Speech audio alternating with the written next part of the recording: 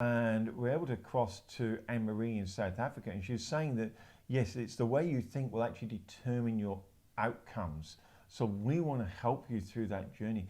But this is a great interview, Gerard, where we actually crossed to South Africa and spoke to Annemarie there, who does Mindskills coaching, and she talks about just this thing: how you think determines your outcomes.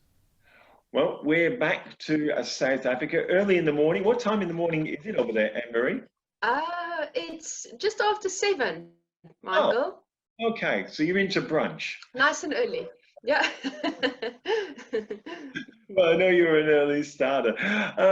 One of the things that have come from the last conversations we've been having, especially around emotional intelligence and the conversational intelligence and dealing with stress you've talked about, is it's come back to thinking. And I think there's a thing that goes around that says how you think is how you become. I think there's might even be a book around it somewhere or similar to that title.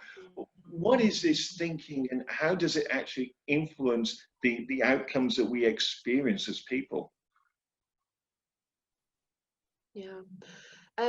Michael, you're quite right. There's so many literature from Gandhi to Ford to, I mean, everyone, there's so much information around that because it's so crucial. Interesting that we live our lives 70% subconsciously. We're on sort of autopilot, and 30% consciously in our critical thinking. And the interesting that the subconscious thinking drives the outcome. And the subconscious thinking might very often be based on belief systems or fears that we have around ourselves. And that then put us in an away state in the brain, and that influences the outcomes. You mentioned then about belief systems, and I've read articles where belief systems they're actually ingrained in us as we grow up. Can belief systems and those subconscious patterns be changed, or are they kind of locked in and we've got to work around them? Look, they're pretty much locked in. But there is a way around it, because if there wasn't, we wouldn't be able to change. So our brains are phenomenal. We can rewire all the time. So we can rewire that belief system as well, without a doubt. But it does take thinking and commitment, and people really have to be committed to delve a bit deeper than just their normal autopilot thinking, to see what's at the root of it. But definitely in a process of coaching, you can get to what is at the bottom of it, so that firstly you can just become aware of that. And very often just by awareness, you don't necessarily have to fix it, but you just understand what is driving you. Is this when we hear people talk about self-sabotage? It's not that they're deliberately doing something against themselves. It's they may have, say like money, they may have attached a belief system that money is evil, and money does wrong and bad, and only rich people are nasty. And I'm just using that as one of the probably common examples. But is it this that isn't, it's not really self-sabotage on purpose, it's that the belief may be misaligned for whatever reason? For sure. And that belief system sits in the subconscious. So you don't even realize that that's what you're doing. But absolutely, that becomes a self-fulfilling prophecy, because it's almost as if you expect it. I coached an executive, a male executive, 55 years old, and he expected to be fired. And the CEO said to me, "You better coach this guy. I didn't want to fire him, but if he carries on like this, I am." So your belief system truly, truly drives the outcome. That's what you call a self-fulfilling prophecy. It becomes true, that which you fear. Emery, is there a flip side to this, that sometimes we want, say we want to get rich, say we're a business owner, we want to get rich, but now we feel guilty about that inner desire, so we try to do the opposite. Now we try to squash it down because we think that makes us a bad person. Is there two sides to this coin that we have to deal with? Yeah, and I think that's also why people have these affirmations.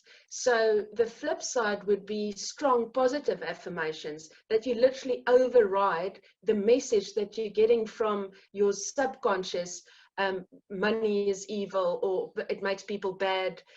So it literally, if you do wake up to that, it could turn it, and you could turn it into a positive affirmation. And this is how you can override this sort of belief system. So if someone's listening and they're going, well, I'm not being successful, if we're going to coin that word, whatever that means and looks like to people, is this where you start with them, analyzing, okay, what is it, what does success really look like to you, and then starting to pick apart at these subconscious levels? How do you go about that? Is this where you start? Yes. When people get to me in coaching, it's with an outcome already happening. You know, it's already happening that they don't get promoted, or whatever the outcome is that they have to deal with, and they're uncomfortable with that outcome. They want to change that. So through a process of conversation, we then literally reverse engineer. We see what it is, how they're acting. Then we look at what they're thinking and what they're feeling. And then we delve even deeper to what's at the root of all of that. But that is quite a long process. It could be one conversation, but it could be 6 to 8 conversations as well. And as far as, and I really appreciate your time and giving the information to people. And I suppose one of the questions that comes up, we hear a lot of people talk similarly to this, but maybe give someone a snapshot, yourself personally, when you help coaching. How have you developed these skills? You know, what is this history? How did you get into this? Maybe just a bit of a snapshot on yourself, so people go, this is a person who actually is competent and does have my best interests at heart. Sorry, Michael, I just want to get clarity on myself as a coach, or just coaching in general? No, you. Me. So for me, the whole coaching process, I must admit that my mentor is Gerard Stoop, that is your business partner at this point. So many years ago, that happened to me, that I just felt that there has to be more, and that it is a moment of magic that you can bring to a person if they get to that insight of, oh wow, I never knew that that was what I was thinking.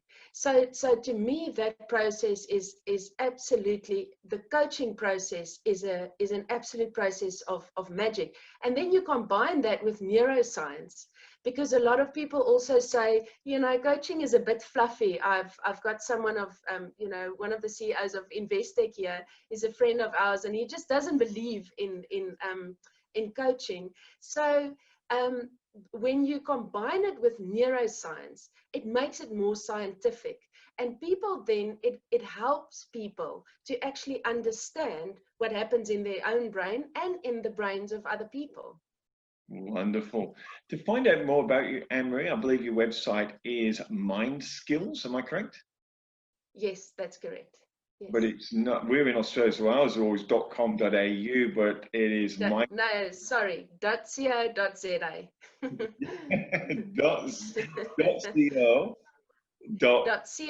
.co.za.